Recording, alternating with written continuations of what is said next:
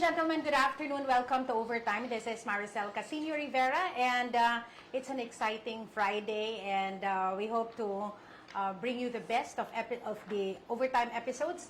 Attorney Oka, welcome to Overtime Hi, again. Sel. Good afternoon, and salamat, and good afternoon, everyone. And wow, excited kita, Sel, because we have a very, very special guest. No? She's now based in New York, vacationing here in Cagayan de Oro. Pero she'll be properly introduced by Maricel. No? Pero we'll talk about her journey. Her journey sa media here in Cagayan de Oro and Northern Mindanao, and her journey to outside the country, and still connected with her friends din sa media. A wonderful media personality. No, and excited kay ang gyud. Nagpagwapa gid siya og ayo for this program, to give justice to herself, not to give justice to Overtime.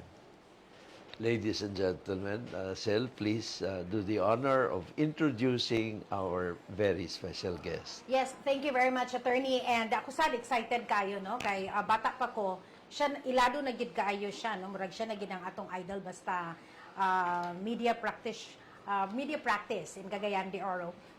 Her career is a tapestry of broadcasting excellence, waving through the airwaves of DXMO and DXOR as a radio broadcaster, and gracing the listeners of 99.9 RKFM as a dynamic disc jockey. Her influence extended to the television realm as the 7 o'clock p.m. newscaster on GMA TV12 Newscope. A trailblazer in journalism, she served as the president of the Cagayan de Oro Press Club in 1989, leaving an indelible mark on media leadership. Her journey continued at Bombo Radio, where she ascended to the role of Chief of Research Department, contributing significantly to research and information dissemination. The narrative takes an international turn as she embarked on a new chapter in New York in 2000, where she has been based for 24 years. Now in retirement, her story reflects a blend of career milestones, leadership legacies, and the joys of a life well lived beyond the microphone. Ladies and gentlemen, let's welcome the Dolly Ilogon. Wow. Hi, ma'am. Welcome. Oh, hi. Good afternoon, Congressman, Governor, Mayor, Attorney pa yun, Oscar Moreno. Good afternoon. And good afternoon, Maricel. Yes, That was really a lovely intro, and I love it, and I appreciate that. And also, good afternoon, Cagayan de Oro, and hello, world, because I understand that we're being watched by the whole Worldwide. world, because Yes. of course, because we're Yeah. on Facebook, Facebook, we're on YouTube. Yeah. So, Murag, this is really something different. Yeah. And of course, I'm happy to be invited here. And how can I refuse your invitation? While to recall, years back, I would invite you. You were my regular guest on my radio program every Sunday, like Good Morning Philippines on Bombo Radio. And yes, Good that Morning was Philippines. Good Morning Philippines, and we started 7:30 and we winded up or even now kay na po my Good Morning Philippines, so we wind up mga 12 o'clock. So it was a non-stop of talking sa radio. Then and like what I said, how can I refuse this when last time ako'y mag-invite sa inyo and you would also always say yes, especially when we have these controversial issues. And then now looks like the world, like it's different now because I'm your guest and ikaw na siya ma-interview Yeah, sa akin. pero the table may have turned, but you're still the same Dolly Ilogon that I met more than 20 years ago. Yeah, like No. 20, I'm gone. I left 24 years ago for New York. Yeah, Mga so kuan. when I got this invitation, kulbaan ko kay, Kuy. God, I look different now. I'm not young anymore. So how would I look on TV? You Yeah. So The with my same. round face, with my wrinkles, but this is not new to me because like what Maricel has said, I was a newscaster on GMA TV 12, and so I was on TV every 7 o'clock in the evening for the newscast, which the only English newscast that we had here in Cagayan de Oro then, with of course the late Ralph Binaldo, the father of former Congressman Benjo Binaldo. Wow. Yeah. So I believe, of course, nga si Maricel maybe must only be 10 years old at the time. Yeah. Yes. Pero So ang, thank you for siguro having me. ang first question that I'd like to ask is, what brought you to media? You must have been very young then, fresh from college, or because you could have been a banker, you could have been in finance, you could have been in lawyer, account management, a doctor. you could have been and yet you decided to, and at that time that I don't think it was quite popular to be in media that time, no? Pero you were really a trailblazer. Now, what brought you to media? Well, actually, it's really a long story, but I could even write a book about it. But we'll just have the highlights now. So looking back, I remember I was in elementary, and elementary. So we live in Licuan, which is just close to DXVM, DXCC. So I love going to DXCC and DXVM. So I saw these guys sa ilang mga drama, and also coming from Lourdes, Gikan Elementary, and going home to Licuan. So I would pass by the Station. DXVM, the station, right? And so I would hang around sa program nilang Jess Labradores. These are the old people radio in the broadcast industry. So I'd love to hang around sa station. Then also man tong mga dedication. So we would write letters like, "Dear, please play this song entitled, and I'd like to dedicate it to my classmates." So that's what I did. So I hung around, mupauli ko in my uniform sa Lourdes.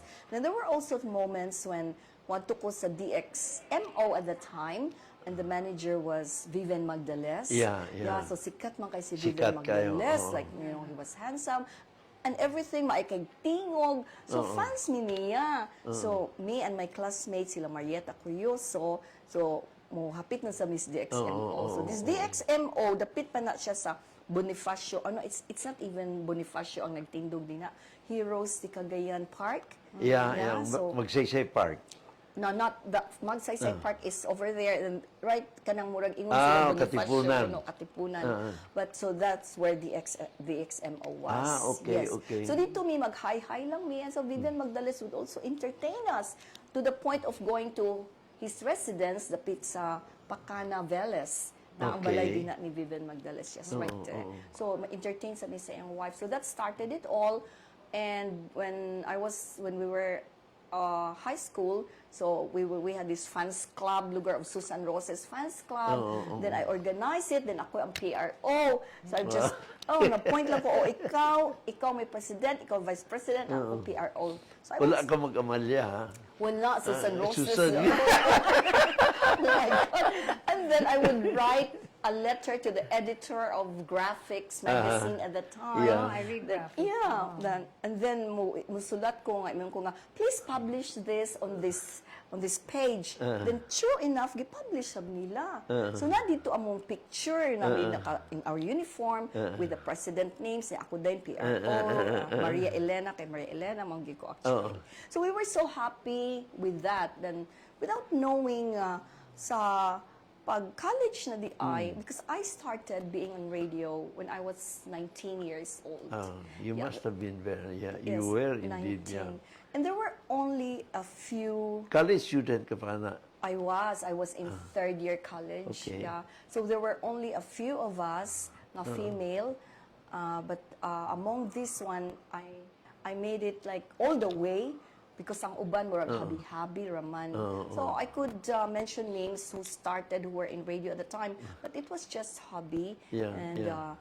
But ako, I didn't expect, like, because after graduation, then I went up to the College of Law. Then classmate na ako sila Attorney Oscar Musni, sila Attorney Rexel Pacoribot.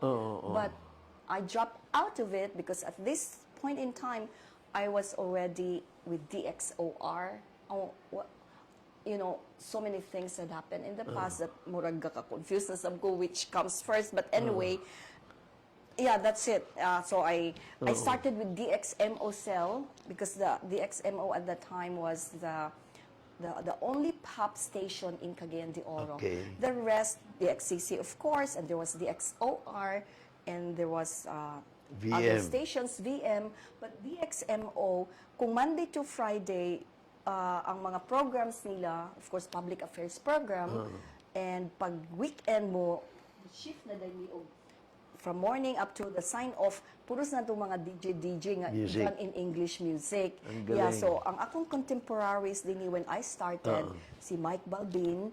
Mike Balbin was really a good disc jockey. Ang DXMO is owned by the University of Mindanao, UMBN network, and it was changed from DXMO to Wild Z or the Wild FM. So that's Wild FM now. Okay. Yeah, and so I had contemporary Mike Balbin, June Castaño. I know if you're June Castaño is one of the sons of a past president of the press club, Yeah, yeah. who is Maripaz Castaño, Yeah. and Fiscal Castaño was the oh. father, and also there was Sonia Salazar.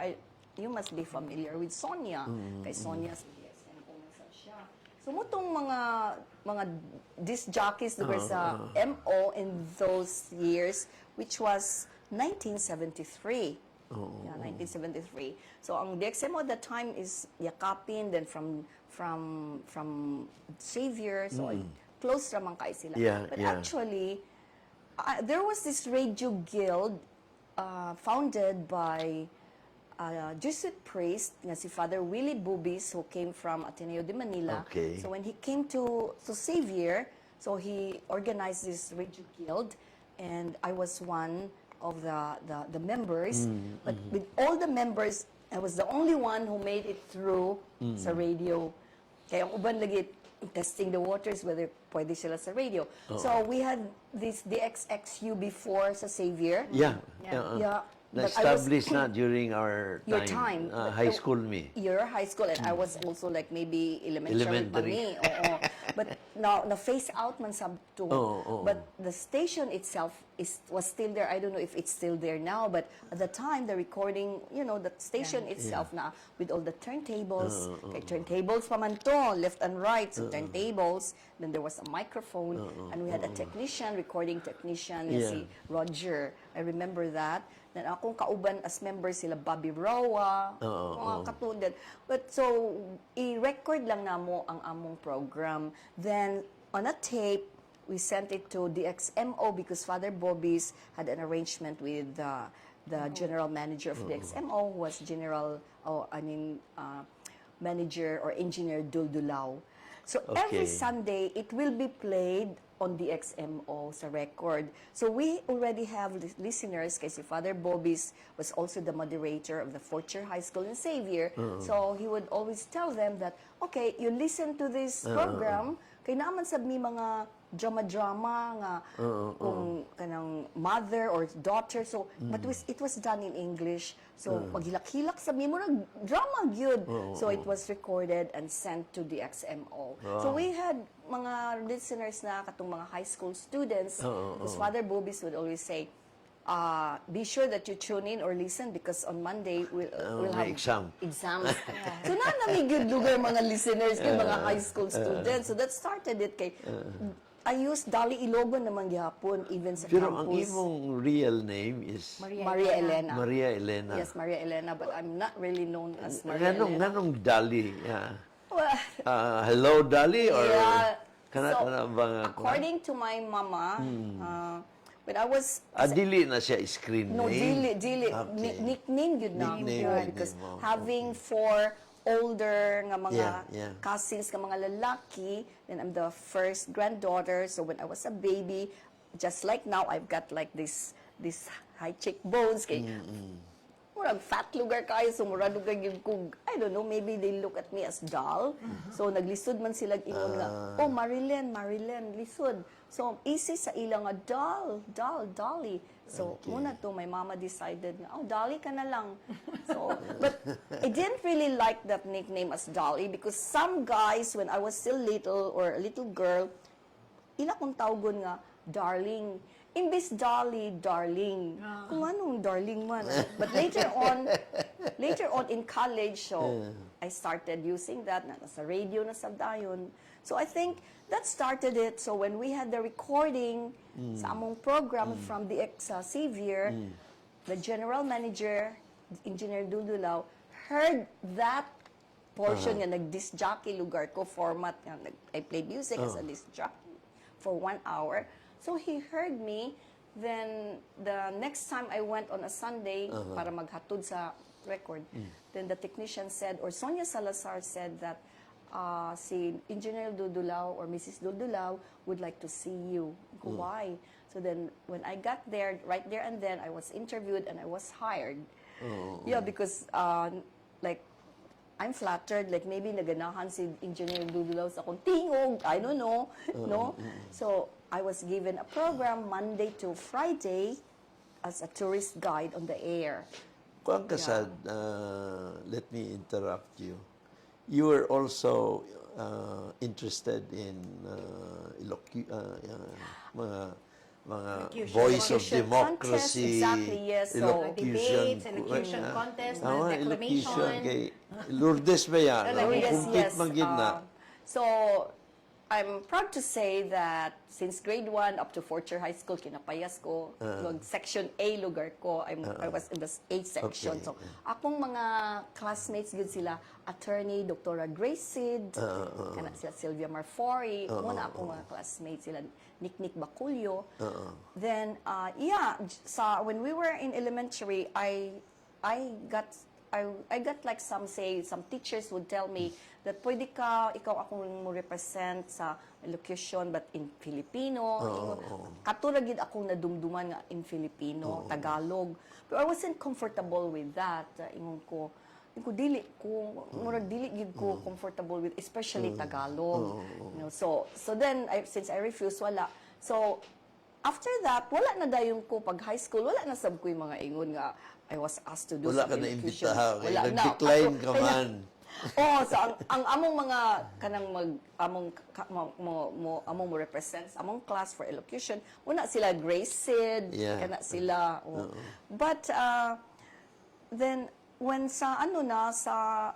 we graduated sa high school, in our yearbook, naman ay makabutang imong graduation What would picture. you want to be? Yes, and then ay makasulat dito something. And when I received my yearbook, I was surprised. Nganong na nakasulat nga, so Maria Elena Ilogon, and then ay butang dito nga, she has a photographic memory, and she talks non-stop. Yeah. She can talk non-stop. It can be a radio announcer. But with a sense, you know. So if wow, kinsa may nagsulat ani nganong kaniman ang Kinsa but then, man? I don't know. I really don't know. But looking back and then now, Yeah. then I said, yeah, exacto gid to. I could talk nonsense. Oh no, I could talk non-stop but with sense. Yes. So without knowing that I would really end up in radio, then Talking non-stop. talking nonsense, especially sa For Good 4 Morning hours. Philippines, sa Yes. 4 hours radyo. So now from DXMO, of course I stayed. Would you believe that among sweldo was only 60 pesos?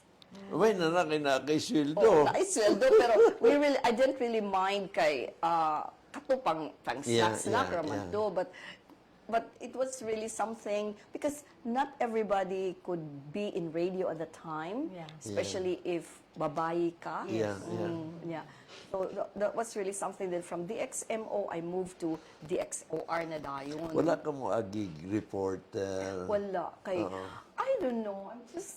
I feel that I'm lucky. Kay maybe they give special attention to women or at the time dili ka na ipa-field because when I worked with the XOR Like my boss was, of course, the late Kuya Eli. And Ma'am, if I may, OR is Oloy Roa. Oloy Roa, yes. It's the only radio station of the former congressman, governor, Yeah, and mayor Oloy mayor, Roa because it's of PN Roa Broadcasting System. Yeah. Ang among office or the station was was located kanang building karon sa Grand Hotel. So and then taas pa kayong hagdan anak going up. And now that is, That's Grand City Hotel. and the station now is, It's Magnum because Magnum bought aka ng the OR. frequency. yeah, DXOR. No, 99.9 RK. Oh, RK. Because DXOR, the irony was Bombo Radio bought the 729 kilohertz frequency of DXOR. So sunod-sunod lang lugar gid ang DXOR lugar sa ako. Okay. When we started with Bombo, DXOR was still on. But murag kung ana kanang gapasira na something like that, and then so Kuya Eli died, so murag wala na gyud kay ang DXOR, and then, of course si Oloy Roa died, and then the DXOR kay AM man na siya murag DXCC. So sa survey at that time, ang DXOR was always number 2 to DXCC. Okay. The top na yun ng DXCC and then non-DXOR. So we were just contented because we were not really so conscious of the ratings. Yes. So we were just okay nga number 2 mi sa DXCC. But at that time, wala pa gid sad kay mga FM stations bitaw nga maayo. There was DXRL kang Sandy Bus, but recording naman to coming from Manila, walay live DJ. Okay. And so kami, murag na IDXVM sab at that time, pero murag nagbisaya na sab sila, nag-start sila Bisaya. And so kami, so we put up the FM station, which is 99.9 RK FM. Gipalit sab dayon sa Magnum Yeah, later. that's Magnum. Yeah, that's Okay. Magnum now. Now, Yes. kining so estudyante ka pa sa college, you were already employed sa radio. Because I was a regular employee gyud sa DXMO. Okay. You know, although like what I said 60 pesos, but I was dako na kay 60 Oh, at the oh, time. oh. Yes, of course. Then after graduation, so I went up to nadto pa kog College of Law sa Xavier. But ang point is kana bang murag dili naman nimo ma-reconcile to study laws, the law books, dagkang kaayong mga articles, and then sa radio dili man nimo ma-connect bitaw kay two different things gid siya. So then since na employed naman sab gyud ko sa DXOR as a regular employee, so I was the only female there. So like what I said, the guys, not everybody, because there were people there who were like also mean, anak ba? Kay, I don't know, maybe they were intimidated sa ako, or I really don't know, but I cried tears sa lugar dito, pero there was Eli Ibahay nga mo comfort sa ako ba, so may he rest in peace, and I really Pero appreciate him. 1989, you were very young then, you were elected president Yes, sa Press Club. Cagayan de Oro Press Club, no? And kining Cagayan de Oro Press Club, incidentally, is the first press club that was organized in the country, no? 51. 51. Oo, 51. Almost at the same time nga, munang paan, when Cagayan de Oro became a city in 1950. So siguro, mga nasa press club that time, Nasi nagpa-shoutout sa imo, ma'am, ha? Singit ko lang. yeah. Councilor Saldi Ocon. Si Councilor Saudi Ocon. Naana siya kanabitang outstanding invitation, which is cafe, coffee. Pero until now, wala pag yun. Agay. Several Wala pa times I came home, wala pag yapon yun na ma-realize. You know? Ang kape. Excuse me. Well, maybe because he's also busy. And then, whenever magkita sa me, nansab ko yung mga previous Sapon mo, no? DXCC siya, and you were with Bombo. Yeah, I was with Bombo. Yes, and I had, Saldi Ocon, I would still consider him as a friend. Kay, I could say that he's really a friend. I don't know sa iya kung friend ba ko niya. You know? Nag-shout out ka gani. Yan, pero kay wala Very man ko familiar daw, ang very coffee, kung friend ko niya di na human na unta mong coffee karon, wala man. Oh. Then I remember the first time I met Saudi was outside sa Bombo sa among kanang sa gawas after my Sunday program that was about past 12 noon, and then I was waiting for a cab. Then Saudi passed by nga nakamotor. Then hunong siya, na siya nga, may udto ma'am, ano ko, na siya nga, uli ka na? Ko, yes. Ina siya nga, ihatod ta ka. Wow, ihatod ko niya, magsakay lugar ko sa motor. Then I was wearing kanang I was sent on pants ka naka-dress up gyud ko like murag babae gyud lugar. Kapalda, all that. Just good nga flower niya murag na pay backless sa likod pero flowery gyud lugar kay dress girly kay ba. So what does he think lugar mag-angkas lugar ko siyang motor. But of course it was a heartily man kaayo nga invitation. So I just said, okay. Alam ko ba? Okay na siya. Di ba nakasalikuan, Ilogon Company ko? Yes, ina siya. So, okay na. Hatod ta ko, really? Hatod, sakay lugar yun ko sa iyang motor. Binabayi lugar. Dress mo ko. So, binabayi like this. So, that was my first encounter with Saldi Ocon nga. Personal yun nga encounter.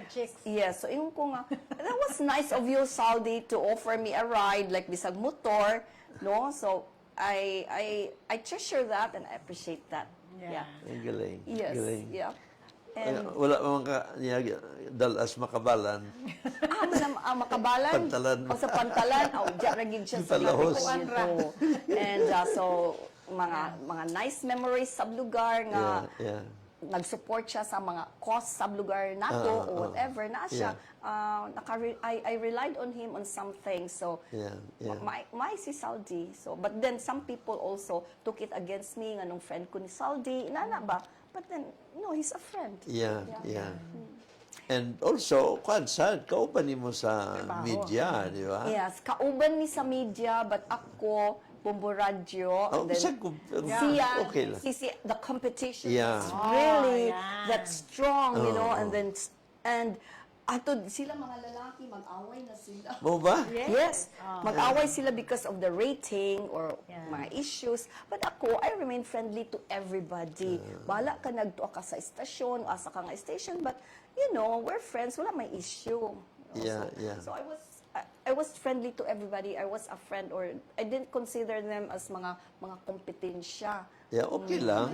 Okay lang. Yeah, Kay during sa among Newscope time, when I was with Mr. Binaldo, then, so we were, the two of us, si Ralph Binaldo and me, ako may iyang right hand yun. So, whenever he was out of town, then I took care of Newscope, and I remember seeing everybody from other stations, although kami TV man me. So we don't also consider ourselves competing with Brami Byron sa DX RPN because Bisaya man ang ilang ilang delivery. Well, kami English man me. But then we helped each other. Yeah. Sahay when ako sa City Hall, then I saw Frank Mendez there. Then si Frank also he was with the XCL at that time. Then karon lugar si Frank Mendez is the president of the press club. Yes. Then of course si Frank will always like give me tips. He will tell me nga dito Noy kay we call each other Noy kanang maanoy kay Noy ba dito Noy dito balita dito so you can go there pick it up kay para makakuha ka. So that's how it was during our time, you know. Yeah. So but then when Bombo Radio came, grabe na to ang competition. But I'm proud to say that when we put up Bombo Radio, from our first day of broadcast, we made Bombo Radio as the number one radio station in Cagayan. You were one of the pioneers of Bombo Radio. Not really, Murag. I was the one who, did the construction of the stations, Star FM and DXIF, the AM, and not only that, but also Bombo Radio Butuan. So I supervised the construction with, let's say, 18 carpenters coming from Yeah, yeah. Iloilo. Then I was requested also to hire reporters, anchormen, and the staff, security guard, janitor, and everything. Ikaw ga, The staff, yung yes. screen, yeah. ano.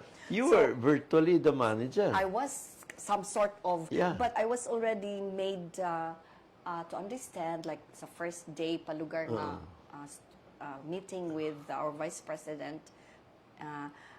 I would not be the manager, yes, because this is how it is done. Whenever there are radio stations of Bombo nga mo open in provinces, so they would always get the manager and the assistant manager from the main office, which is Iloilo, as a sort of promoting them ba, kanang promotion lugar sa ila. And then they know everything how the station is being done. Yeah. You know, well, kami, of course, we were sent to Iloilo for our training. Like it was, so I hired Michael Bustamante because ang instruction was just look for some people. It really doesn't matter if they're the best, but we will make them the best. We will make them. Yeah, so I had a hand ko, ako rin magbuot kung kisa akong kwaon. So then I put everything, like I had my list, and I interviewed them. So when the manager came from Iloilo, set up na tanan. All he did was just talk to these guys that I chose. Yeah. So then, first day of broadcast, we're okay na tanan. Yeah. So then, true enough, we gave names to these people. We made them. I'm proud to say that we made them. Like if you look at the other radio stations karon, most of them like really started with Gikan Bombo. sa- Yes. Yeah, it's not really that they started because they were, before Bombo, they were already in another radio station. Like for example, John Albino, Si Joel- MIB sa inyo na imo nga time. No, MIB and Joel Hakubo were the first two guys I hired. Oh, silang duha. So that's why when I went to Iloilo, MIB and Joe Jack were with me. So the three of us went to Iloilo for training. Okay. Yeah, so then, hired na sila, but then, sige pagyapon kayo, wala pa man mi nag-broadcast yun. We were still in the construction stage. But, Sige promise oo. na sila nga, they will be hired when we start the broadcast. But ako, I started all the, palit sa mga kabelya. Well, it was like, building your own house. Ikaw ang promoter, Cemento, bali. everything. Ikaw ang nag-establish. Yeah. Yeah. I could say, I don't know, like maybe they said like, but for me, ang feeling ko gyud is Bombo Radio is my baby. Okay. Yeah. Which like, is, yeah. Yeah, so then, and it feels, I feel that, more personally and emotionally, and I feel that I may not be the owner, but of course, like since I saw it from day one, Correct. Oo. and even You since nurtured it yeah, from the very beginning. nurtured exactly, and so kaning Star FM, I also hired these jockeys there, and who became the manager. But I look back sa akong mga kauban sa 99.9 RKFM, so I look for them and I offer them the job. Yeah. Would you like to be the manager? Would you like to be the assistant manager? Would you like to be a disc jockey? So, Abi ni mo, Dal, excuse, now I know nga even katong naa ka na sa New York, occasionally you would be featured sa Bombo Radio here, no? Correspondent. As if I'm still with reporter it, yes. ka, as if you're still part of Bombo Radio. Na ay mga special events sa US, elections, and kanang events of interest, no, national interest. Ikaw ang mag-report, and it has become somehow an expected kuan ba role nimo nga uy basta na ay Correspondent siya dito. dako nga istorya sa US si Dolly gid na mag-report, no? Mao din na so wala sad mawala ang Bombo sa imo. wala gyud. Wala gyud. Actually, I could say that my heart still belongs to Bombo. Yeah, That's yeah. how I feel.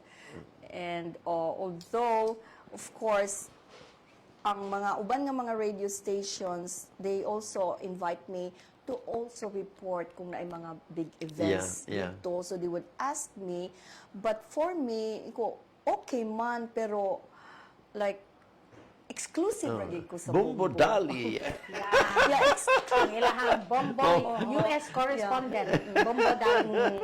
So, and even the other Bombo stations like Bombo Radio Butuan. Bombo Radio Davao, Bombo Radio Ga-report siya ganito Coronadal, lang. Gerald Santos, they would also call me. Oo. Nausahay mo rag, oh my God, this is too much. Anak, di ko na kaya. Oh, di ko na kaya. Although I'm retired now, I have all the time Yeah, actually. yeah. But you know, all the preparations kay, Yeah. di ang Data. kapwede, Oo, di ang kapwede nga mo report ka lang Hindi din ka ha. ready. Di ba? So you have to really prepare. So say mo, okay ko, but I would also tell Bombo Cagayan that, oh, Bombo Radio Butuan asked me, is it okay? Okay man, kay the same network man. So then, maka-report ko din na sa Bombo Butuan, Bombo Coronadal. And as a matter of fact, atong New Year, kay naman na ball drop Sa New Times York. Square, yeah. Like the whole world is expecting for Correct, this ball drop. Yeah. So then Bombo Butuan Agi pa messaged report me- ka ato. Message me that, ma'am, like, can you please report on the ball drops at Times Square sa New Year? Lagi. Gwapo siya to nga. Ingon man ko, well, you know, I would love to, but unfortunately, niya man ko sa Cagayan ka. Yes, so how can I even report? It doesn't make Yeah, sense. yeah. Kay, ikaw ra ba is the Bombo International Correspondent. Correct. So kung yan ka sa Cagayan, how can you even call yourself the international correspondent? Kay, ay mong i-report naman ka sa Cagayan. Dapat Yeah. ka dito sa Amerika, di ba? So, stop sa atong mga reports karon. So walay mga ga-report about what's happening in New York now. Kay ni aman lugar ko karon. Yeah, but also I saw to it nga nasa ko'y binlan bitaw didto. Kung kinsa if gusto gid mo tawag ang Bombo. So, Naikuan, yeah, oo. so they have somebody there or we have somebody there to call. So naaman sa lugar. Ana. Pero sahay ang Bombo is really just comfortable with me. So kung magkinalisod na if Yeah. yun nga kinahanglan gid na i-report. So munang mapugos sila adto. Ganina, Dal, I asked you, although wala madayon, when you were president sa Press Club. Cagayan de Oro Press Club, no? The first press club in the country, di ba? I understand it was established in 51, soon after the cityhood of Cagayan, no? Cagayan de Oro. Although the SEC filing came 10 years after, later, no? yes. Pero na-establish na ang club, no? And then nahimo kang presidente. Siguro mga 30 years, 25, 30 years after that. That was 1989 when Oh, I was 89. president, yes. Now, what did you feel then? I'm sure that time na pa yung mga media practitioners who were much more senior than you, no? Pero how did it feel? I was in my 30s then, mga middle 30s when I became president. And at the time, I was with DXOR. And yeah, and then there were only a few female presidents of the club, but 1959 when it was, or 51, when it was first organized, then we had our first president, female gid siya, si Virginia Paraiso. Then and followed by Ching Calub, and then followed by there was attorney, no, not attorney, Maripas Castaño, the wife Okay. of Fiscal Castaño.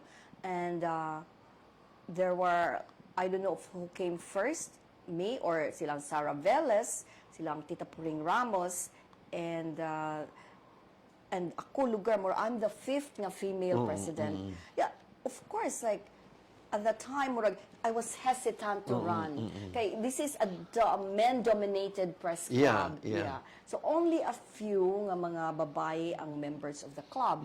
And at this time, kuang ko confine lang ni siya sa print. Dili radio. Okay. Puro print, everybody. But you were editors. already in radio. I was DXOR ko, Yeah. but at the same time, 1981, I became a member of the club. I Because see, at I this see. time, I was with Newscope, and then of course there was Okay. Ralph Benaldo, who's also a past president of the club. There were Jerry Adaza, Noli Olarte, katong mga old guards. old guards, yes. Oo. So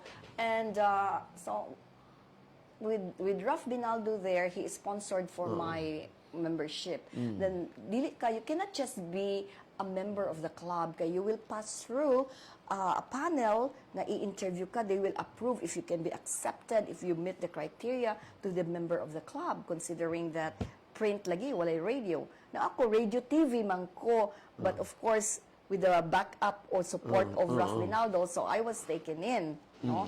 So, and then, I was just one of the few nga radio who was a member. And of course, to run as president for the club na halos puros mga lalaki and murag kulbaan sa lugar ko adto. Yeah.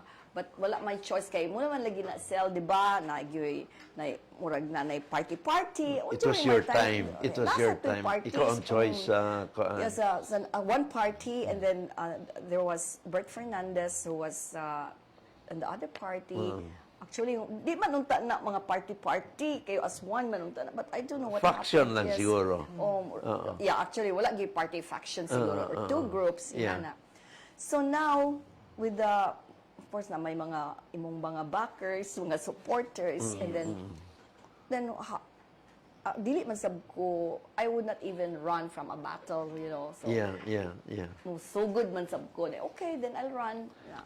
Then so it was really tough considering kontra ni imo lalaki, you know. But that time the president was Cory Aquino. So sa akong campaign, of course, I would say we even have a female president. Women power. So why can't we have? Interesting question. Yes. Yeah. Kay daghan mga media personalities who became very high officials, Vice President Dolly De Castro. Yeah. You could have joined politics if you wanted to, but you did not. That's an interesting question. Actually, it happened that somebody asked me to run, but I just said like, si Kuan yun ni, Mayor Emano when si Dungkoy, when he ran for mayor. So that was 98. Yes, 98, yes. Uh-huh. So, but of course I said like, it's not my cup of tea. I could support maybe people who'd like to run as mayor or councilor or governor, but of course openly as a media personality, you can't really openly support, you know. But some sa likod-likod lang, pwede ka makasupport without the station knowing, you know. But you can help them through interview, and so I said no, because kung tabang man lang sab, like public service, what I'm doing right now with Bombo Radio, like public service naman siya. So in fact, I help a lot of people. They'd come to the station and they'd ask for help. So you know, kung imo tong gidawat, daog ka to. daog man siguro. Dili, daog ka to kay nga. Although, kuan man siya kay iya mang ayaan biya niya si Nangriri. Ilogon biya si Nangriri Rosabal, Chief no? General Services Chief kang Ambing, kang Mayor yes, Ambing. yeah, So, I'm sure, that time, kauban naman sila ni Ambing o ni Dungkoy, no? So, yes, exactly. So, Dungkoy would help, si Mayor Ambing could also help. Daog ka ato akong tanaw. If you had decided. Pero di lang gid nimo type siguro ang politics. Exactly, yeah. And then, and at that time, that was the point or when I decided to leave for New York. Yeah. Yes, and then you became the congressman 98. when you became the mayor. Yes, and I remember when when I told you that, I'm leaving for New York, and decided to really go to New York. Then I remember what you said. Ingon ka nga, why do you have to go to New York or to America? Like, may naman na sa shopping. I don't know if you remember Yeah, this. I remember yes. that. And then yung ka nga, may naman na siya sa shopping. And then, mag-unsa ka dito sa Amerika. While here, you're popular. Anak bito, ikaw, you're popular. Yeah, I remember that. You have your radio Personality, career. celebrity ka din eh. That's what you told me Yeah. at the time. Pero, ko, sige lang, magtulang kog Amerika. Muna na ako. Sige lang, magtulang kog Amerika. Yeah, what made you decide to go to New York? it Kay was- gwapo ba ang imong career din ni Dar, no? Not that New York was insignificant, no? Of course, gwapo sa itong place, no? Pero you had a good career going for you din eh. And, kuan siya, celebrity ka. Giabot ka na nga level that time, no? I'm not even really conscious or nga I'm a celebrity, you know. You were, but So, of wala course, na pa akong mind yung lugar. Yeah, but it's nice to hear that from you or from people. Like tinuod ba "Uy, yan?" celebrity ka man. Oh, di ay? Di ay, really? Ba? So, well, thank you if that's how you Yeah. look at, like you look at me or you look at it. But there were times, like when I was still with New School, there was a time when si Vice President Manuel Pelay, so Yeah. became also the Philippine ambassador to Washington. Yeah, so then he would tell me that, oh, Dolly, would you be interested to work in Manila? Okay, I could help you. And sa Yeah. TV pa ko din. Ko, I'm okay, I'm fine here. I'm fine here. Like, dinilang ko sa Cagayan de Oro. But in my mind, if ever I'd get out of Cagayan de Oro, it's not just Manila. Correct. It must be like America. Kay puslan man lugar, mulakaw ka dito na. ka lang yun. So, dire-diretso lang ka. Inana na lang, big Pero, time lugar yeah. yun. Oh, then, Why did I New York? decided- Oo nga. O sabay, yeah, a actually, job was waiting for you no, there? I or- didn't really even have a job yet. So, the reason why I left was for my daughter. Yeah, yeah. Nika was 15 years old, and all these years, she never even complained nga, ma, busy man kay ka sa radyo. She was so supportive. So then, that's why I decided I wanted my daughter to have an, a U.S. education, to be educated in America. And I wanted also to focus or to give my time to her. Kaya Yeah. murag na second priority naman lang yun niya ang sinika. So my first love really was radio. So I decided nga dako naman ni akong anak, so I should even really concentrate on her and focus on her, give her most of my time. So then I decided to Yeah. go then For Nika. for Nika. And at the time gibilin lang sa nako siya. Then when murag nakita na ako how it was, so I decided to come back and then like pick her up. Si Then, Badjoy nagbantay. everybody, like even some friends in the government na kung in kaso palihog kung problema akong anak, if she calls, can you please help? Inana ba? So, daghan kaayo gipantugon. And even the whole family look after her. So when I came back, then decide na ko, Si kuwaw na Badjoy ako to akong yung anak. younger brother. No, that's my cousin. Kapitan. Cousin. Cousin My ni first Ms. Badjoy. cousin, si Badjoy. Sorry. Yes, and Kapitan. And also, so then when we left, when I I decided, okay, this is it. I've reached the point of no return actually. So wala gi ko kabalaan nga, what am I gonna do in New York? What am I gonna do in America? And I have a daughter to help or to support. But una naman akong papa dito. My father was there. My sister is there. I have a brother-in-law. okay. Yeah, so they're all established there. But taman sila sa Pennsylvania, naman ko sa New York. Okay. Yeah. So then, iwan ko, bahala na, basta kay, I'll just do what I can do. Wala sa kamo adto sa Pennsylvania. Wala. Pero sa bagay, mga 1 hour, a little over an hour or 2 hours at the most. Yeah, it is. It's not really that far. When kung nakoy time, like in the weekend, I'll just take a Badto ka. train and go to Pennsylvania. So then I need to do that to make that decision because she was 15 and then na may mga time limit nga maabot na kag 18, di ka na dili na ang bata ma-petition whatever. Lisod na. Yes, oo. So like to make the story short, then karon I'm fulfilled. I'm proud to say of my journey. Looking back now, Mission accomplished. mission accomplished, and then my daughter, my only daughter, Sinika, is now a doctor, and she's an oncologist, Wow. specializing on cancer, and she's married to her classmate in medical school in the St. George's University of London, in London. Ang classmate sila. Dito siya Dito siya nag-eskwela nag-eskwela sa London. After you gave her like sort of a position, something as a consultant dito sa provincial capital when you were governor. Oo. So, graduate siya adto sa iyang Masters of Public Health at the University of Sheffield in England. I remember that. Yes. She came home Yeah.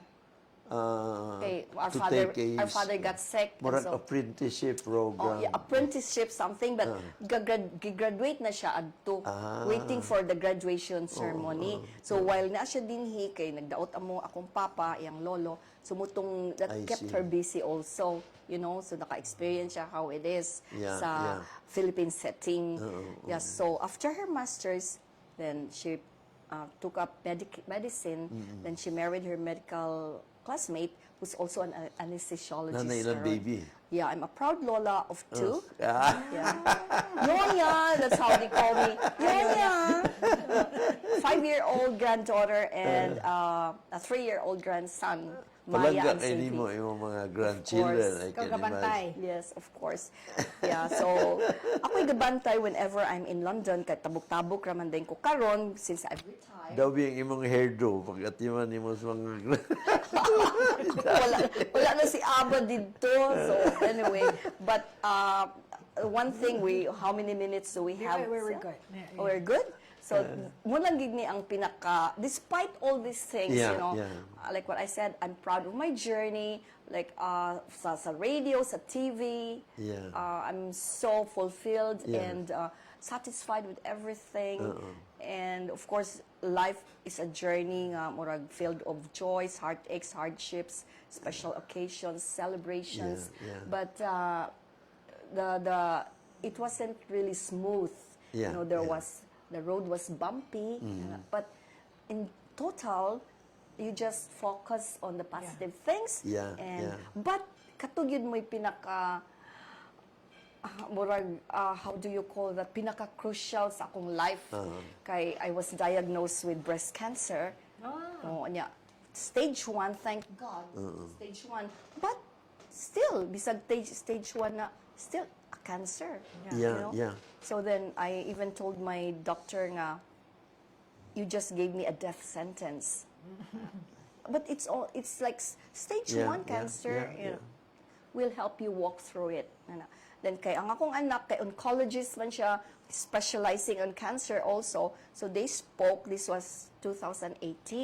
So I'm a cancer survivor, thank God, for 5 years now. Yeah. Hallelujah sa Diyos. Yes. Hallelujah. Oo. Hallelujah. And so my daughter, ang kay naaman lagi siya sa UK, so the comfort that she could tell me and talk with my other doctors, mga oncologists, because I am with Memorial Sloan Kettering Cancer Center Yeah, yeah. in New York City, which is really the best cancer. Yeah, the best on Sloan. Yeah, oo. hospital. Dito manggani si Sherry Hill. Dito. So The my best, daughter would tell me that, Ma, don't worry. And di man sab siya magpaklaro nga na worry siya. Kaya of course, doctor, Ma, don't worry. You're in the best city in the world, that you have the best hospital in the world, and you have the best doctors in the world.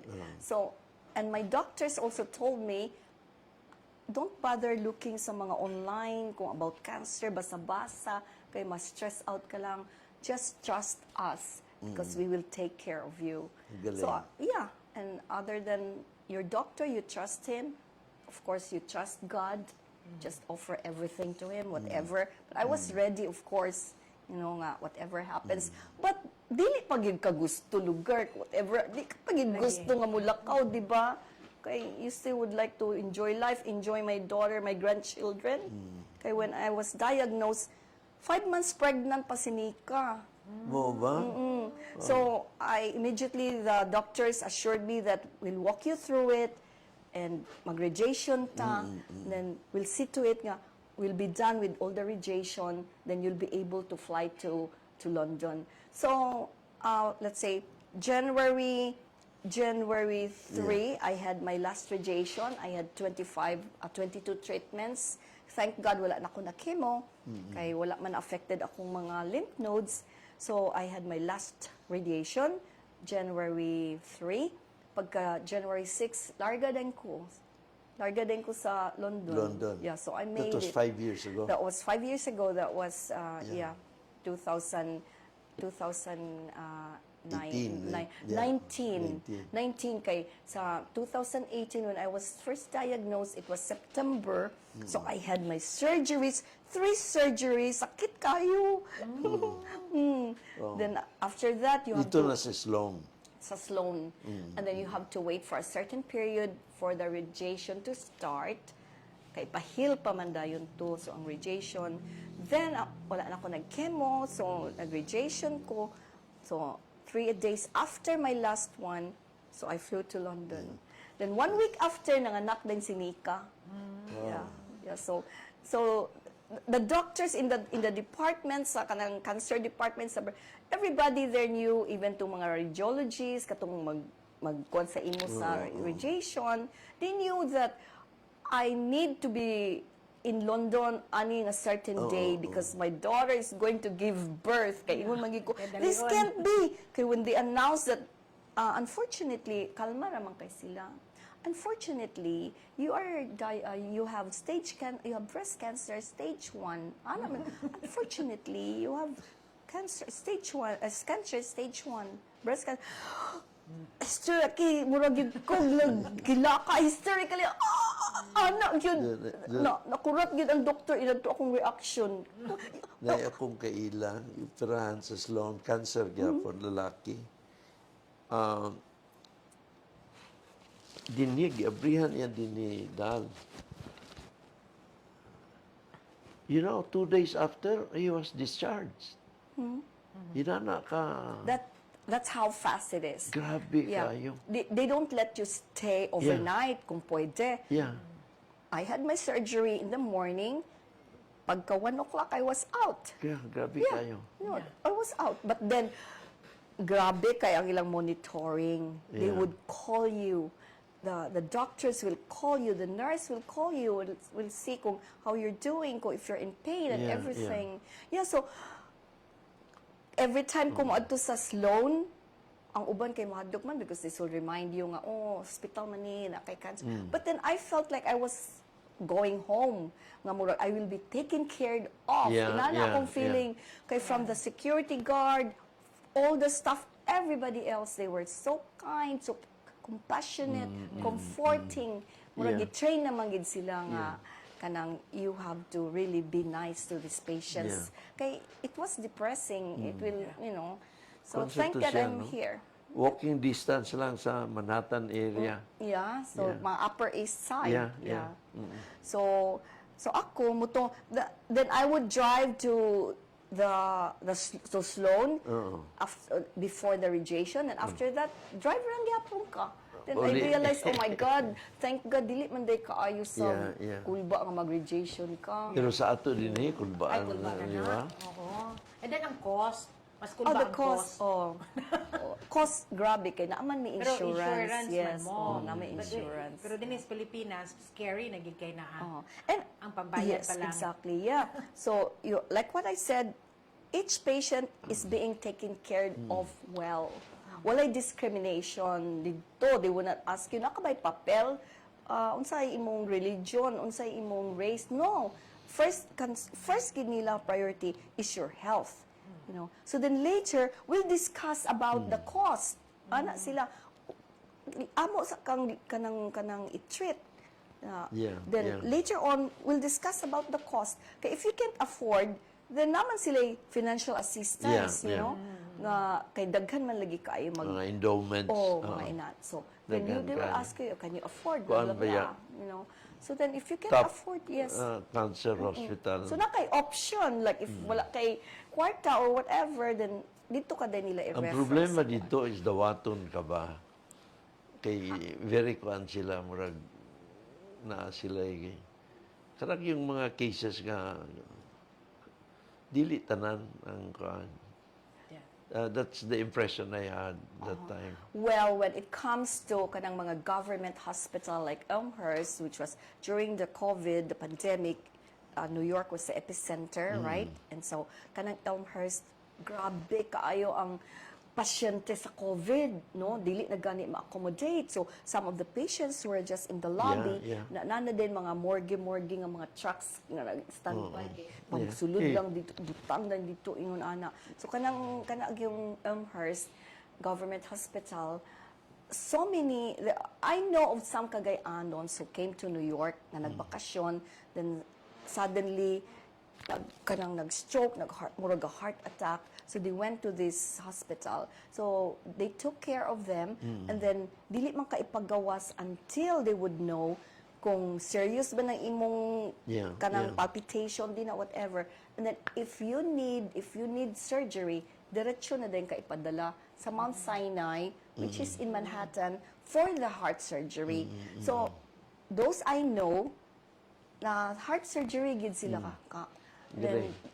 And then they said, oh my God, thank you, we're here in America or in New York, because if this happened nga na ako sa Cagayan, I must be dead now. Yeah, you know? Kaya dito. Doon na ba kuan sa lagi?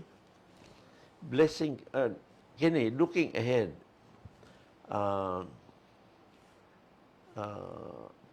unsay plano ni Dolly, Maria Elena? Maria Elena, Maria Elena, pinabundak ito siya. Karon pa ko kay balo sa imong real.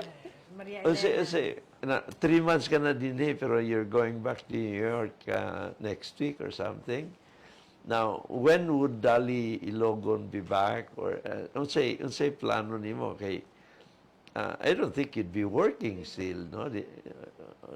Or I don't know. I don't know what your plans are. Actually, like since I'm already retired, so I'm just trying to enjoy life now and live life to the fullest. Of course, enjoy my friends, my family, and travel. UK na lang. UK, and usay mo yun akong anak nga since you're here in UK, then you might as well go to other countries. So which I do, because when I was she was still a student, and grabe mang katrabaho gid na ako, I never even got time to come for a vacation in the Philippines.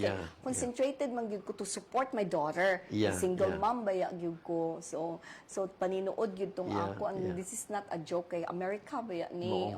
So anyway, Nika was like a good daughter. Like she had, well, in college she had 3 jobs at the same time. Nagtrabaho sab siya. Grabe sad, yes, no? And it wasn't really that easy. Nag-antos sad si Nika. Nag-antos sad siya. So I felt so bad for her because ako, professional student, we had our parents to support us in school. Then school balay raman ta. But then siya 3 jobs at the same time while nag-eskwela. Wow. You know, so I also owe it to her kay Bright sa chinika siguro.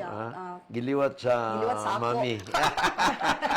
Oh man. Sus, my God. Kinapayas ang Uy, nakay picture ni Nika. Gwapa biya si Nika, no? Pero buyag. Naba tayo picture? Naba sa iyong Facebook? Man siguro. Si Nika is not on Facebook because she's concentrating sa iyag yung being a doctor. Like, although silang duha, sa iyang husband, they work in the same hospital, Queen Alexandra. So, but then, dako man kayong hospital, so lahi-lahi lugar ang ilang departments, no? So, kita na sila sa balay, pag uli. Pag the children, kay wala man lagi yaya, wala helper luoy sab, kay Nika grew up with yaya, we have yayas, right? Then siya, at 8 months old ang babies, they were already taken or brought to the nursery. Yes, so, anak lang, then maka-relax lang when I go there.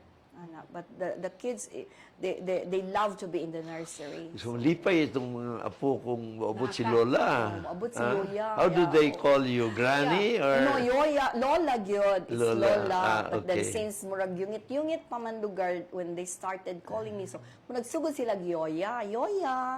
But then now, ang 5-year-old Lola na siya. Kay klaro naman Lola. But katong 3-year-old na ako nga grandson, Yoya pagid siya. Yoya. But maabot na gyapon time na Lola. So Lola gyud ko. And then ang imong son-in-law is British or Yeah, my son-in-law is British good. Oo, si David. And dito gid lugar gid sila nagmet sa ilang Sa medical eskwela. school. Galing. Classmates man sila. So murag destined gid lugar si Nika didto. So I'm glad kay naguol naman sab ko nga kisa may maminyoan sa akong anak. And then, Uy. yeah, well, 30 years old na because it was long process ba Yeah. mag-doctor ka. Yeah. Yeah, before siya nag-doctor, nag-masters pa ba siya sa public health. Yeah. So she went to from University of San Francisco, which is a Jesuit university. So she went to the University of Sheffield in England. Then aya pa din siya nag-medicine. So dugay ka ay di naabtan taon siya og kanang mga 30s. Oh, but so karon she's 37 years old. So kwentahan ninyo akong edad if I have a 37-year-old daughter. Yes, so Pero you were 13. Ano? oh, that's Yeah. yeah. Yeah, kulba. And, pero ang kuan ginako kandali kay ang iyang ngalan ba, mere mention of her name Yes. rings a bell. Yes. Especially sa mga Cagayanon. Oo. Nagdako ang Cagayanon Institusyon na gid si Dolly. Dili lang media practitioner. Institusyon na si Dolly din eh. And iya sang ipakita. Grabe sa imong ipakita ang loyalty mo sa Bombo. Kuan sa na that's noteworthy. Well, ang Bombo also gave me the opportunity or the management, like whenever I would file for leave to go to the States, then I filed for 3 months, which they don't really allow, dili gyud inana, but they allowed, Itagaan they ka. gave me 3 months, usay, abusada pagid ko, then I would make it 6 months. Wow. Yes, so then after 6 months, then I would come home. Then Bombo is still there waiting for me, you know. So I'm really so grateful to the management, the owner, Mr. Roger Florete, in Mr. Basbanyo. So I'm really so grateful sa ila. That's why, because of my gratefulness, looking back, and that's also how I feel towards Bombo karon. Kay the faithful or the gratefulness that they treated me well also when I was with them, and then Bombo Radio also came at the right time at the time when they started, because I just became a single, you know, I got so I was a single parent. So then Bombo came, and it also helped me heal, you know. Bombo Radio helped me heal. Ang kuan sa dal ang market kuan sa imo no na ay attachment sa imo. Yeah, is. It's a two-way relationship. It is, yes, it is. So that's why it is sad to see that Bombo Radio karon everybody was gone. Katong mga I would consider as the pioneers. Kay, you know, we started Bombo also together, and we have one aim. United gid kay mi sa among kanang among goal that we would like to make Bombo Radio #1, which we did, you know. The first time na dili ang DXCC mo na #1 when we came in, you know. So we're proud of that, you know. But karon wala naman, because some moved to another radio stations, you know.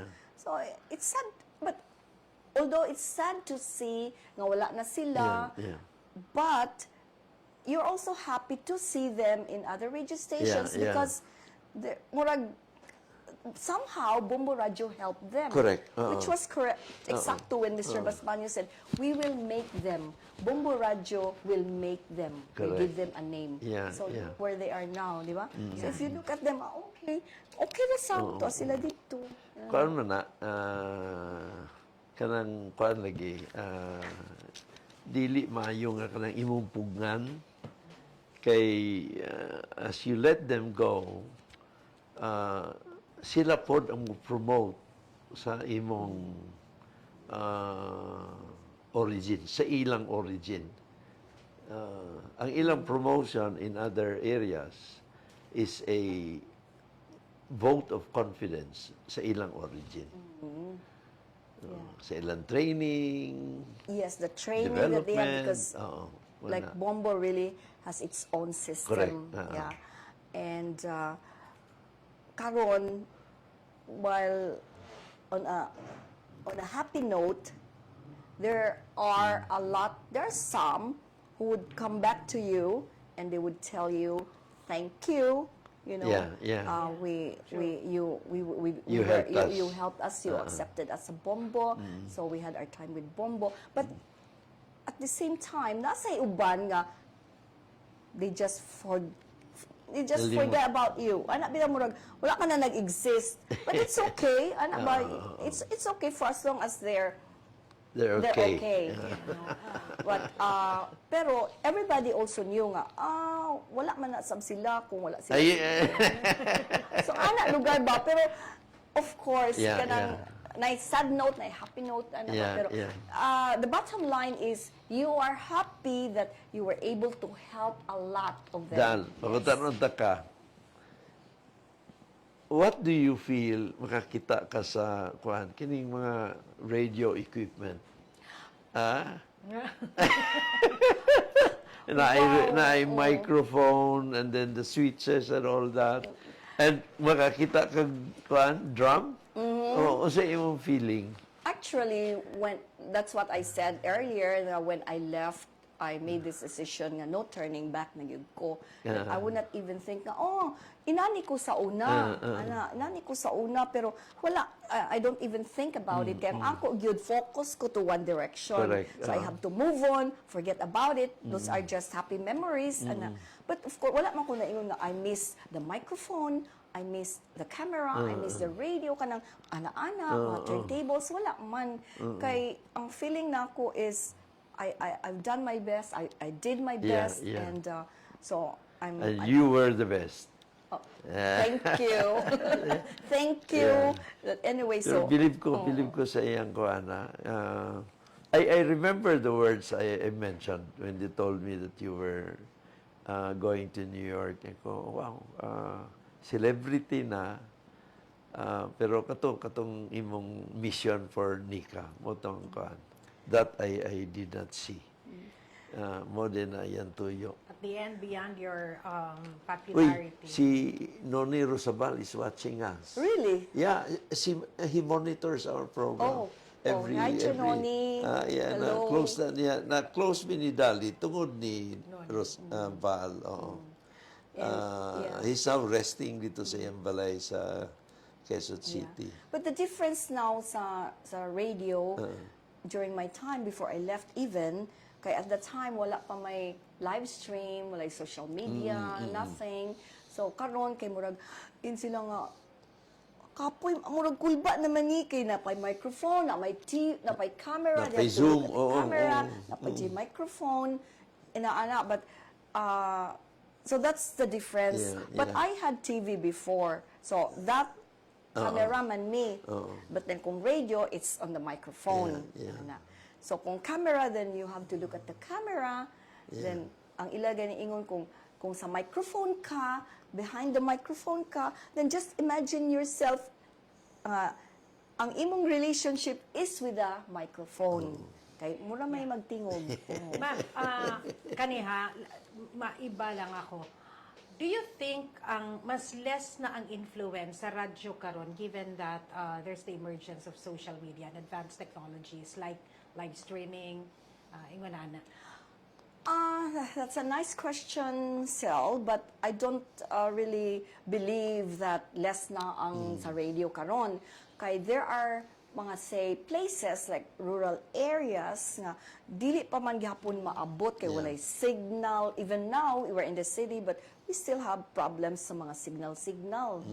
You know, so radio is still relevant kay mula gina mga dagkyo kay nga lugar radio pa man gid ilang paminawon. Although kita ko nyata sa mga urban areas, so we have wifi, we have everything but I still believe that kinahanglan pag yun ang radio. So, to communicate with people. Ka mga farmers, minaw mangyapon sila, radyo mangyapon. Even dito sa New York, I have my little transistor radio. Although, FM lang tuog ka ng uban nga mga AM stations sa New York. You know, so, na gani New York naman na pero Yeah, nagyapon. Then if you also on Radio your- City. Yeah, Radio City katong dako nga Radio City. But if you drive, then you also tune in to your FM station. Yeah. So murag di pa gid na mo face Yeah, out yeah. ang radio. Yeah. Only that high tech na lang lugar karon. Mas in danger pa siguro ang print. Yeah. Unsa pay uban nga diferensya karon? You have Google, no? Yeah. During our time, we only have the dictionary. Yeah. How do you research during your time? Research as in good. Of course. Karon ka easy naman lang kay, it's just at Yeah. the tip of your fingers. Or na Encyclopedia ka pa niya to. research good ni as in. That's why lahi man ang system sa Bombo kay naman ni research department. Yeah. So everything sa akong department gid mo provide og info tanan. So there were only 3 of us ako and I have 2 guys under me, but every day mo gather gid mi mga information. So when kinahanglan na sa among anchorman, we will be the one to Yeah. to give Very them researchers. Galing, everything. galing. Yes. So then ang amo sa at that time is kung dictionary, if you don't know how to pronounce the word, look it up in the dictionary. Kung asa unsaon pag to pronounce the word correctly. Well karon easy naman nahimo naman, di ba? Napag yung AI. Correct. Oo. So dako na sang diferensya sa our time and this time. So unsa ka kung karon ka nagsugod nga with all these gadgets, di kuan na Mas gyud. easier Ayahay. karon, no? Ayahay kayo.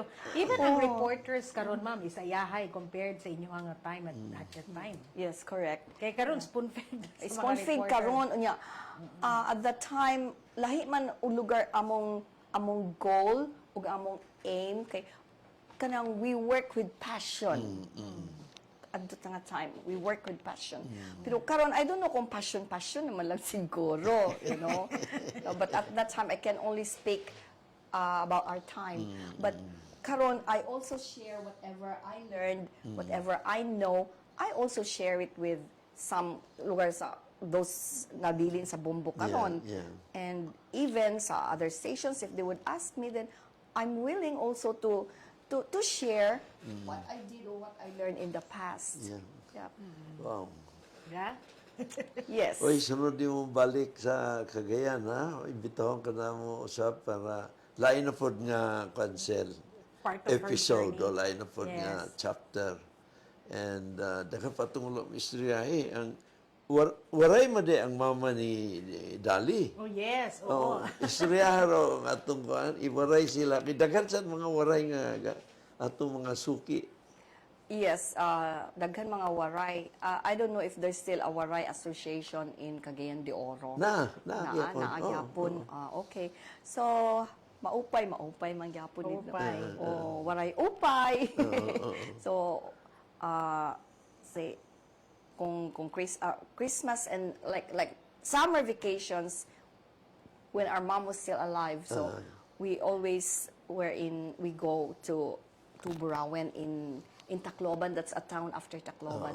So puro good mga man ang waray. So puro good mga supporters and mga loyalists ang mga taga Tacloban kay faithful man good hira. Hino ang presidente niya nahibaro na kamo kung hinot presidente nga presidente ang mga waray. Yeah. So sometimes like there are radio stations now that would also reach Tacloban. So katong DXOR, they heard me mga O ba? yeah, kusog man ang DXOR gyud. Ang frequency. So yan na kung magwiraray lugar ko kung naay mga waray din ha. So nakadto kunta ako didto Tacloban han patron meaning fiesta Yeah. kay December 8, Immaculate Conception, ang ira patron dito. Galing, only that, nahadlok man ako, COVID. So, waray nala ako pakadto. Kay, makaharadlok man, nga bahin pagsakay mo barko, kay kikan sa Cagayan to Cebu. From Cebu, you take a ferry, ngadto ha Ormoc. From Ormoc, then you take a bus to Tacloban. So, that's how far it is to reach. So, waray nala, kay nahadlok man aka COVID. Oray na lang. Dito na lang sila namista sa saan? No, dito ko namiesta sa Bulwa. Oh, December 8. December Oh, 8 Bulwa. na nagkaon yun ko dito sa konvento kay Father Fermintan after the Mass. Kay kuhaan ka na sa iyang devotion, sa iyang mama. Yes, That's akong good. mama. That's good. Yeah. December 8. Yeah. December 8, Immaculate Conception. Yeah. Wow. Sinyasa naman tayo. Sige, niya na tayo siya sinyas in Ganina town. ba? May kay wala si Shine. Na-overong, wala na. Wow. Nag-overtime yun ta. Overtime Exactly. yun. Right. Yes. Yes. Sige man, mag-overtime. That is why. Siguro, ang kuha na to, Dal, is because you're leaving, you're going back to New York next week, and hopefully you'll be back, and we can invite you. In the meantime, unsay atong parting statement. Daghan niya ang, I'm sure, missed hearing the Good Morning Philippines with Dolly Ilogon, with Bombo Dolly. Oh, yes, thank you. And last Sunday, I was, of course, a guest sa Good Morning Philippines, being the original anchor woman of Good Morning Philippines. So thank you for that. And then now, I got invited to Overtime with Oka Moreno and Maricel. So it is indeed, of course, an honor, a privilege to be here. And just like enjoy every day, you know. Now, naman yung mga ups and downs in life, but yeah, just concentrate. Don't dwell on. You just dwell on the lessons that you've learned through life. Yeah, ayaw pag forget about those horrible experience, you know, and just enjoy your family, enjoy your friends. And thank God that you're alive like me. Thank God I'm still alive and kicking. I survived everything. And so positive thinking and just keep the faith. Yeah. You know, and stay healthy. That's it. Yeah. And so, again, I would like to thank Attorney Yes, Oscar salamat. Moreno, of course, our former mayor, and Maricel. When I left, Maricel was still with Sunstar. Yes. Sunstar.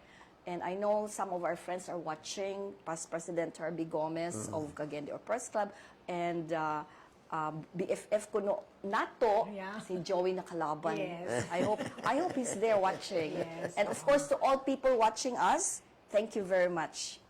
And God bless, and thank you for having me, Ka. Thank Sel. you. Yes. Thank you. Yes, attorney? Yeah, ang akong takeaway, and Giselle, no, kami, Dal, we end the episode with my takeaway notes no, from the episode. And ang what's very telling is grabe ang imong commitment sa imong mission when you went to New York, no? You were dili ni ko ano flattery, pero you were a celebrity here sa Cagayan, and of course you could have joined politics, and who knows asa ka moabot, no?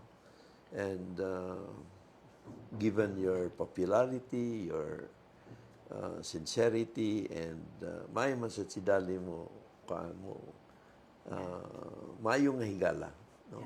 Thank you. Maayo nga higala. So, pero you wanted to give Nika, your daughter, at the time 15 years old na, a secured future. And she may have thought na mas dito gyud sa US, no less than New York. And kalisa Diyos, you succeeded, no? And after more than 20 years, mga 30 years more or less, papasiw-pasiw na lang siya din ni Giselle. Yeah. And reminiscing the memories with friends and relatives, no? And so kuang kayong, gwapo kayong lesson na ato nakuha. You aim high and you strive to achieve what you aim for. Yeah. The story of Maria Of Elena. my life. Maria Elena, Maria Dolly Elena. Ilogon. Yes. Salamat kay Dal. Good luck sa imo, and to Nika and the family. Sa imong mga grandchildren, and sa inyong mga igsoon, stay safe. Good afternoon, everyone. Thank you very much, Attorney. And of course, Miss Dolly, it's a pleasure having you here with us this afternoon. Daghang kayong salamat kaninyong tanan ug maayong hapon.